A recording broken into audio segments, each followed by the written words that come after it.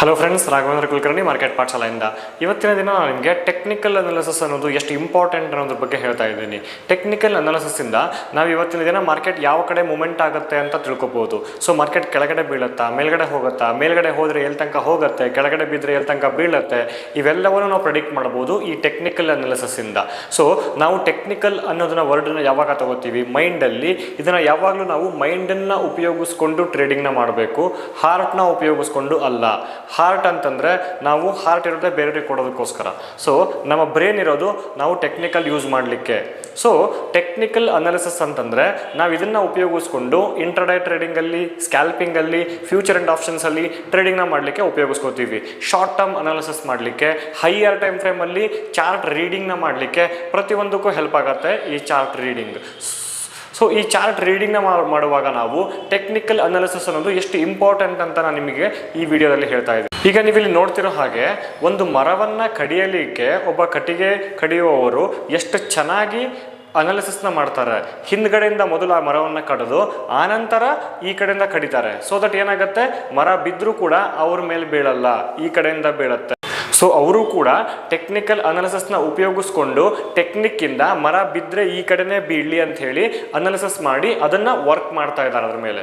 So ನಾವು ಕೂಡ ಈ ಸ್ಟಾಕ್ ಮಾರ್ಕೆಟಲ್ಲಿ ಬೀಳುವಾಗ ಮತ್ತು ಮೇಲ್ಗಡೆ ಹೋಗುವಾಗ ಟೆಕ್ನಿಕಲ್ ಅನಾಲಿಸಿಸ್ನ ಉಪಯೋಗಿಸ್ಕೊಂಡು ಬಿದ್ದರೆ ಯಾವ ಕಡೆ ಬೀಳುತ್ತೆ, ಎಲ್ಲಿ ತನಕ ಬೀಳುತ್ತೆ, ಮೇಲ್ಗಡೆ ಹೋದರೆ ಎಲ್ಲಿ ತನಕ ಮೇಲ್ಗಡೆ ಹೋಗುತ್ತೆ, ಆ್ಯಂಡ್ ಎಲ್ಲಿ ಅದಕ್ಕೆ ರೆಸಿಸ್ಟೆನ್ಸ್ ಇದೆ, ಎಲ್ಲಿ ಸ್ಟ್ರಾಂಗ್ ಸಪೋರ್ಟ್ ಇದೆ, daily support 1, support 2, support 3, resistance 1, 2, 3 ನೀವು ನೋಡ್ತಾ ಇದ್ದೀರಾ. ಆದರೆ ಅದು ಸಾಕಾಗಲ್ಲ, ಅಡ್ವಾನ್ಸ್ ಲೆವೆಲ್ನ ಸಪೋರ್ಟ್ ಆ್ಯಂಡ್ ರೆಸಿಸ್ಟೆನ್ಸ್ಗಳು ಬೇಕು ನಮಗೆ. ಸೊ ಅವನ್ನ ನಾವು advance level and in depth ಆಗಿ ನಾವು ಟೆಕ್ನಿಕಲ್ ಅನಾಲಿಸಿಸ್ನ ಕಲಿತಾಗ ನಾವು ಯಾವ ಥರ ಮಾರ್ಕೆಟ್ನ ಪ್ರಿಡಿಕ್ಟ್ ಮಾಡಬಹುದು ಅನ್ನೋದನ್ನು ಈ ವಿಡಿಯೋದಲ್ಲಿ ನಾನು ನಿಮಗೆ ತೋರಿಸ್ತಾ ಇದ್ದೀನಿ. ಈಗ ಒಂದು ಪರ್ಟಿಕ್ಯುಲರ್ ಸ್ಟಾಕು ತುಂಬ ಸ್ಟ್ರಾಂಗ್ ಇದೆ ಅಂತಂದರೆ ಆ ಸ್ಟ್ರಾಂಗ್ ಎಲ್ಲಿ ತನಕ ಇರುತ್ತೆ, ಅದಕ್ಕೆ ಮೇಜರ್ ರೆಸಿಸ್ಟೆನ್ಸ್ ಎಲ್ಲಿದೆ, ಇವೆಲ್ಲವನ್ನು ನಾವು ಐಡೆಂಟಿಫೈ ಮಾಡಿದರೆ ಆ ಮೇಜರ್ ರೆಸಿಸ್ಟೆನ್ಸ್ ಹತ್ರ ಹೋದಾಗ ನಾವು ಮಾರ್ಕೆಟನ್ನು ಸೆಲ್ ಮಾಡಬಹುದು.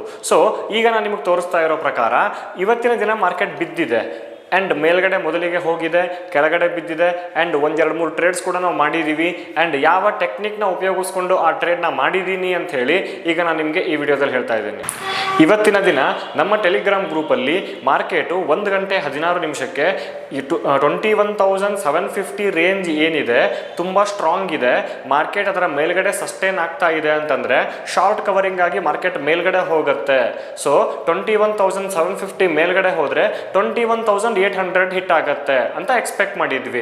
As per this market break ಆಗಿ ಮೇಲ್ಗಡೆ ಹೋಗಿದೆ ಕೂಡ, ಆ್ಯಂಡ್ ಮೇಲ್ಗಡೆ ಮತ್ತೆ ಸೆಲ್ಲಿಂಗ್ ಪ್ರೆಷರ್ ಬಂದಿರೋದ್ರಿಂದ 21,700 ಆ್ಯಂಡ್ 21,680 ರೇಂಜ್ ಏನಿದೆಯಲ್ಲ ಇದು ತುಂಬ ಸ್ಟ್ರಾಂಗ್ ಸಪೋರ್ಟ್ ಇದೆ.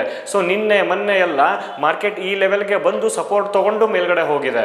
ಸೊ ಮಾರ್ಕೆಟ್ ಸಪೋರ್ಟ್ ತಗೊಂಡು ಮೇಲ್ಗಡೆ ಹೋಗ್ತಾ ಇರಬೇಕು ಯಾವಾಗಲೂ, ಅಂದರೆ ಮಾರ್ಕೆಟ್ ಸ್ಟ್ರಾಂಗ್ ಇದೆ ಅಂತ.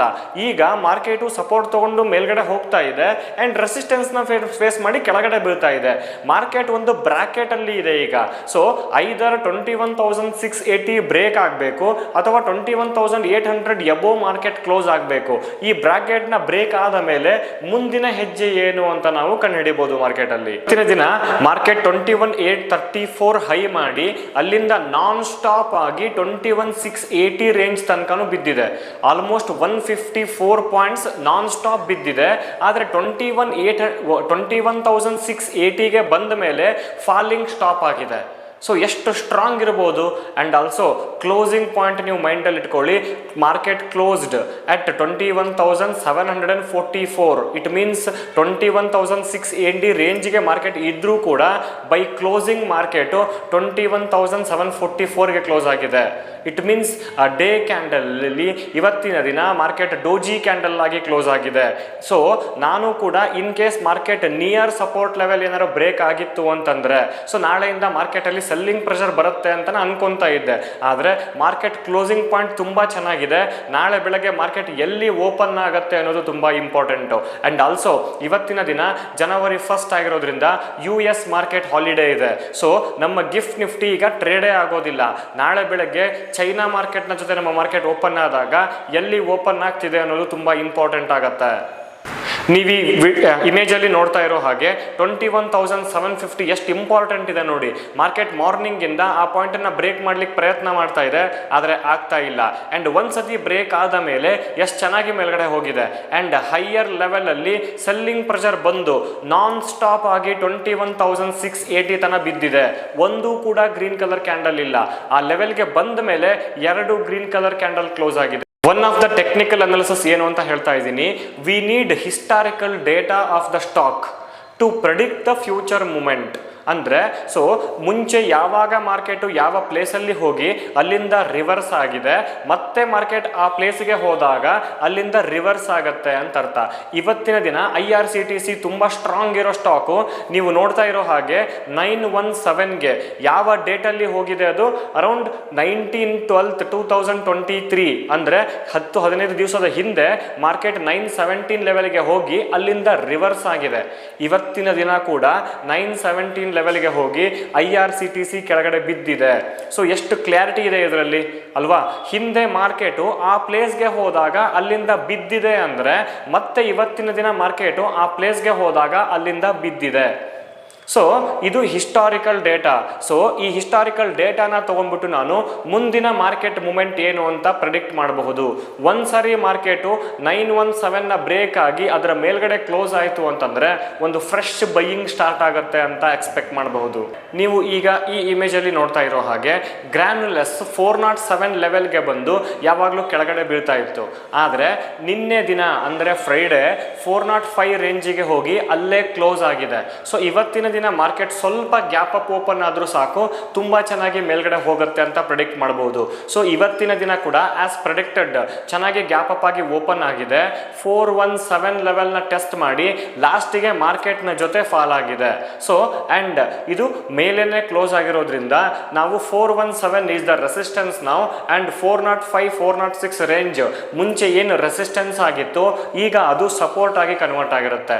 ಸೊ 405 406 ರೇಂಜಿಗೆ ಗ್ರಾನ್ಯುಲಸ್ ಸಿಕ್ಕರೆ ಬೈ ಮಾಡಬಹುದು. 417 ರೇಂಜ್ ಏನಿದೆಯಲ್ಲ ಅದೀಗ ರೆಸಿಸ್ಟೆನ್ಸ್ ಆಗಿ ವರ್ಕ್ ಮಾಡ್ತಾ ಇರುತ್ತೆ.